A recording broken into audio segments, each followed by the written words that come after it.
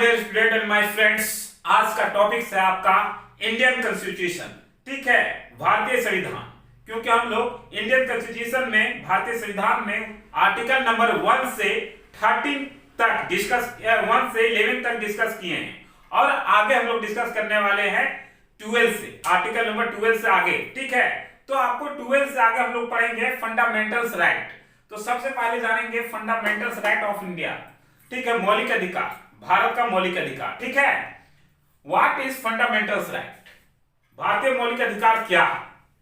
तो हम सिंपल भाषा में आपसे डिस्कस करेंगे। ठीक है, एक मनुष्य के विकास के लिए, डेवलपमेंट के लिए, ठीक है, एक मनुष्य के डेवलपमेंट के लिए उसके कुछ आवश्यकताओं पे छूट देना। जैसे हम एग्जांपल बात करते हैं, मान लीजिए कि एक व्यक्ति को अगर पढ़ने का अधिकार ना हो, बोलने का अधिकार ना हो, समझ रहे हैं ना, घूमने का अधिकार ना हो और कहीं पे चलने का अधिकार ना हो, तो किसी से बात करने का अधिकार ना हो, तो ये तो गलत है ना। यही है मौलिक अधिकार, उसका अपना अधिकार। एक व्यक्ति के विकास के लिए यह अधिकार जरूरी है। जैसे उसका शिक्षा का अधिकार, वो किसी भी प्रकार का शिक्षा ले सके ताकि उसका विकास हो सके, इस व्यक्ति का विकास हो सके। ठीक है, अगर वो शिक्षित ही नहीं होगा तो उसका विकास कैसे होगा? ठीक है, एक व्यक्ति का, ठीक है, गरिमा का, मान लीजिए अगर उसको 4 दूसरे लोगों के साथ, मान लीजिए एक हिंदू 4 मुसलमान के बीच में अगर बैठा हो, तो उसको भी बैठने का अधिकार होना चाहिए, वहां पे बात करने का अधिकार होना चाहिए, निर्विवाद। तो इस टाइप का अधिकार, समझ रहे हैं ना। आपका विकास के लिए जो जरूरी अधिकार है, आप मान लीजिए कि अगर ताजमहल में घूमने की बात आए तो ऐसा अगर नियम हो जाए कि तुम यहां नहीं घूम सकते हो, ठीक है ना, ये मुस्लिम ने बनाया है, या मंदिर में कोई घूमना चाहे तो वहां मुसलमान तो घूमना चाहे तो उसको हम रोक नहीं सकते हैं, कोई हिंदू मस्जिद घूमना चाहे तो हम उसको रोक नहीं सकते हैं, देखना चाहता है देख सकता है, कोई झारखंड से बिहार जाना चाहता है तो उसको हम लोग रोक नहीं सकते हैं, क्योंकि इसका ये जन्मसिद्ध अधिकार है। समझ रहे हैं ना, एक व्यक्ति के विकास के लिए कुछ उसको अधिकार दिए गए हैं और वही अधिकार को हम लोग डिस्कस करेंगे topic by topic, article by article. यहां सिंपल सा आपको हम अधिकार के बारे में बता रहे हैं कि फंडामेंटल राइट क्या है। तो आपका सिंपल सा यही सारे अधिकार है। आपको पढ़ने का अधिकार होना चाहिए, ठीक है, आपको यहां से कहीं भी जाके घूमने का, या कहीं झारखंड से बिहार जाके बस सकते हैं, तो आप कहीं भी, जैसे कि पढ़ाई के लिए आप विदेश भी जा सकते हैं। तो कुछ आपका अधिकार जो आपको डेवलप करता हो, जो एक मनुष्य को डेवलप करता हो मानसिक तौर पे, मेंटल तौर पे, ठीक है, उसका बुद्धि ज्ञान को डेवलप करता हो, वैसे चीजों के लिए आपको कुछ छूट दिया गया है, अधिकार है, वो आपका अधिकार है। लेकिन क्या होता है, तानाशाही जब सरकार आते हैं तो तानाशाही सरकार में आपके अधिकार का हनन हो जाता है, वो आपका जो अधिकार रहता है ना, उसको समाप्त कर दिया जाता है कि वो व्यक्ति नहीं पढ़ सकता है, वो व्यक्ति हमारे साथ नहीं घूम सकता है, वो व्यक्ति यहां से वहां नहीं जा सकता है। समझ रहे हैं ना। तो ये सारे अधिकार, लेकिन आपका लोकतंत्र में जो होता है सो आपको अधिकार दिया जाता है। तो आपको समझ में आ गया होगा फंडामेंटल राइट क्या है। लेकिन भैया सवाल ये भी उठता है कि ये फंडामेंटल राइट का दिमाग जो आइडिया है वो कहां से आया, इसका जन्म कहां से हुआ? ठीक है, बोलता है where and when was the birth of fundamental rights. ठीक है, आखिर इसका मौलिक अधिकार का जन्म तो कहीं हुआ होगा। तो हाँ, हुआ ना। मौलिक अधिकार का जन्म जो है आपका 1215 में, ठीक है, आपका 1215 ईस्वी ब्रिटेन में हुआ था। ठीक है, 1215 इन ब्रिटेन। समझ रहे हैं ना, 1215 ईस्वी को ब्रिटेन में हुआ था।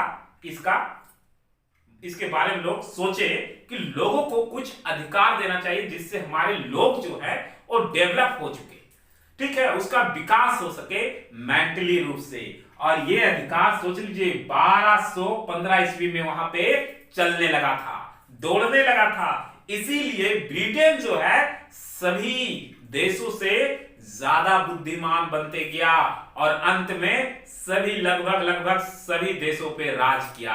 इसी वजह से, क्योंकि उसे पता था कि कुछ अधिकार देंगे लोगों को तो लोगों का ब्रेन मेंटली क्या होगा, डेवलप होगा, और अगर उसको कुछ अधिकार ही नहीं देंगे तो डेवलप कैसे होगा? सिंपल सी बात है। इसीलिए क्वेश्चन अगर आपसे कभी पूछ दिया जाए कि मौलिक अधिकार का जन्म कहां हुआ था और कब हुआ था, तो 1215 को ब्रिटेन में हुआ था। ठीक है, तो ये था आपका second number topic. Third topic आपको बता दे, by what name is fundamental right known as Britain. Britain में फंडामेंटल राइट को किस नाम से जाना जाता था स्टार्टिंग में? तो ये भी तो एक क्वेश्चन पूछ सकता है कि ब्रिटेन में फंडामेंटल राइट को किस नाम से जाना जाता था या जाना जाता है। तो आपका आंसर सीधे मैग्ना कार्टा, मैग्ना कार्टा के नाम से जाना जाता है। क्या? मैग्ना कार्टा के नाम से। कोई दिक्कत? कोई दिक्कत नहीं होगा आपको। क्वेश्चन अगर पूछ दे तो भी आप आसानी से टिक करके चल दीजिएगा भैया, है ना। आगे क्या बोलता है, where was the fundamental right first time implement. सबसे पहले मौलिक अधिकार कहां लागू हुआ? ठीक है, संवैधानिक रूप से। तो आपको बता दें, सबसे पहले फ्रांस ने लागू किया 1789 को, फ्रांस ने। ठीक है, सबसे पहले मौलिक अधिकार वहीं पे लागू किया गया था संवैधानिक रूप से। ठीक है, 1789 में। क्वेश्चन पूछ सकता है कि सबसे पहले मौलिक अधिकार किस देश ने लागू किया? ठीक है, तो आंसर हो सकता है कब किया और किसने, किस देश ने? तो 1700, ठीक है, 1789 को फ्रांस ने। ठीक है, 1789 इन फ्रांस। ठीक है, यहां तक कोई दिक्कत? कोई दिक्कत नहीं। Topics number 5, where was the fundamental right first time written implement. यहां पे लागू हुआ था लेकिन रिटेन रूप से नहीं, बस बोला गया था कि आपको ये अधिकार है। तो भैया कोई बोल देगा आपको ये अधिकार है, तो मान लीजिए कल के डेट में कहेगा कहां हम दिए थे, कुछ नहीं बोलते, किसी को पैसा दे दिए, मान लीजिए हम किसी को पैसा दिए, अगर उसका रिटेन नहीं रखे हैं उससे, तो कल के डेट में वो क्या बोलेगा ना, कब दिया था जी, क्या है सबूत? तो समझ रहे हैं ना, इसलिए रिटेन देना बहुत जरूरी होता है। ठीक है, तो ये तो रिटेन रूप से अमेरिका में, ठीक है, आपका मौलिक अधिकार रिटेन रूप से 1791 अमेरिका 10 बिल ऑफ राइट के नाम से इसको पारित किया था। ठीक है, 10 अधिकार आपको दिए गए थे फंडामेंटल राइट के तहत। ठीक है, तो ये था आपका फंडामेंटल राइट। ठीक है, आगे बोलता है next topics human right commission. ठीक है, ह्यूमन राइट्स कमीशन। ठीक है, तो ह्यूमन राइट कमीशन जो है यूनाइटेड नेशन ऑर्गेनाइजेशन के तहत, यूएनए, ठीक है, इलेनोर रूजवेल्ट 1946 में यूएनए को एक रिपोर्ट सौंपा। ठीक है, ह्यूमन राइट कमीशन का एक रिपोर्ट सौंपा। ठीक है, और उस पे काम स्टार्ट हुआ। कब सौंपा था? 1946 को। फिर जून 1948 को वो यूएनओ को सौंप दिया, रिपोर्टेड कर दिया। ठीक है, यूएनओ ने उस पे फैसला लिया और तब 10 दिसंबर 1948 को उसको रिकॉग्नाइज कर दिया, यानी पारित कर दिया। और उसी दिन से हम लोग हर 10 दिसंबर को ह्यूमन राइट सेलिब्रेशन करते हैं। ठीक है, मानव अधिकार दिवस के रूप में मनाते हैं। ठीक है, हम लोग मानव अधिकार दिवस कब मनाते हैं? तो 10 दिसंबर को। क्यों मनाते हैं? क्योंकि उसी दिन ये मानव अधिकार दिवस, यानी कि एक मानव का अपने लिए बोलना, अपने लिए खाना मांगना, ये कहां का जुल्म है भैया? कहीं का जुल्म है का? नहीं, लेकिन तानाशाही सरकारों ने इसको जुल्म बना के लोगों को बहुत पीछे ढकल दिए थे, ताकि आज लोग शिक्षित हो रहे हैं, जागरूक हो रहे हैं और अपने हक के लिए आवाज उठा रहे हैं। तो ये अपने आप में एक मानव को डेवलप होने के लिए उसके जो अधिकार है, उस अधिकारों का हनन ना किया जाए, इसीलिए ये बनाया गया था ह्यूमन राइट्स कमीशन। ठीक है, मानव अधिकार आयोग। समझ गए ना?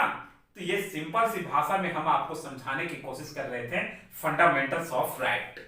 अगर आपको ये समझ में आता है तो कमेंट करके आप हमें जरूर बताइएगा, और अगर नहीं समझ में आता है तो भी आप हमें बताइएगा। हम दूसरे भाषा में भी समझाने की कोशिश करेंगे, यानी कि दूसरे तरीके से भी। ठीक है, फिलहाल आज के वीडियो में इतना ही, हमें इजाजत दीजिए। Thank you. जय हिंद।